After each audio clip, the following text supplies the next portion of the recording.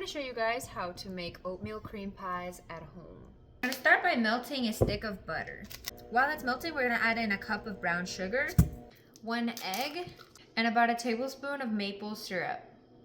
Then we're going to add our butter, and then you're going to mix it until it's combined. We're going to add in about a teaspoon of vanilla, a tablespoon of cinnamon, a teaspoon of salt, and 3/4 of a teaspoon of baking soda. We're gonna do half of a cup of instant oats, and then 1 1/4 cup of flour. And now you're just gonna mix this up until it's fully combined. This is how they look. This is gonna be pretty sticky. So I'm just gonna chill it in my fridge for about an hour. You can separate it into balls and then chill it for an hour, but just because it's so sticky, I like to chill it first and then separate it. While our cookies are chilling, we're gonna go ahead and make the icing. You need a 1.5 sticks of butter, and you need it to be room temperature. If it's not room temperature, just put it in your microwave for about 10 or 15 seconds, and it should be soft. So you're gonna add your butter to your bowl. You're gonna whip it until it loses its yellow color. It's gonna be very pale and fluffy. It's gonna look something like this. Now to your butter, you're gonna add 2 cups of powdered sugar. You're gonna do about a pinch of salt, about a teaspoon of vanilla, about a tablespoon, more or less, of heavy whipping cream. And you're just gonna mix it up. This is about what it looks like.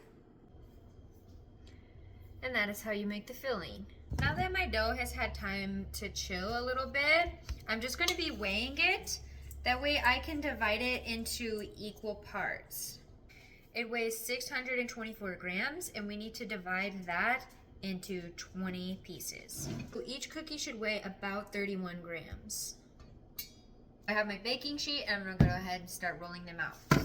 Now, in some of my videos, you heard me talk about cooking on a light colored pan for making my conchas, but when you're making cookies, you actually want to use a darker colored pan if you want your cookies to really spread out and get like that crunchy bottom. If you use the light colored pan, they're not gonna cook up as well. But you work with your own oven and you figure out what you like, because it's your kitchen. If you want thick cookies, you're gonna wanna cook them straight out of the fridge. If you're wanting thin cookies, you're going to want to let them come to room temperature after chilling. If you do not chill your cookies, they will spread out too much and they will be very, very, very thin. Which, if that's what you're going for, go for it. But it all just depends on the temperature of the butter. I know it sounds crazy, but it really does change everything.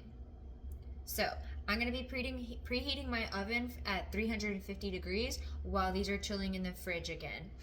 Okay, my oven is preheated, and I'm gonna go ahead and cook these for 11 minutes. So this is how they turned out. I usually let them come to room temperature before baking, but I just wanted to show you guys what it looks like if you throw them in straight from the fridge. I just like to slap them on the counter, that way they sink.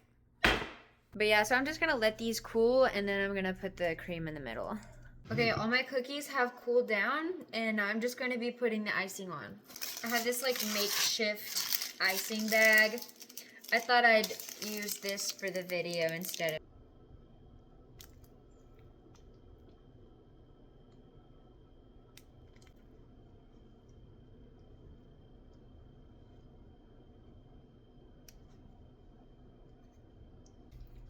These are so good.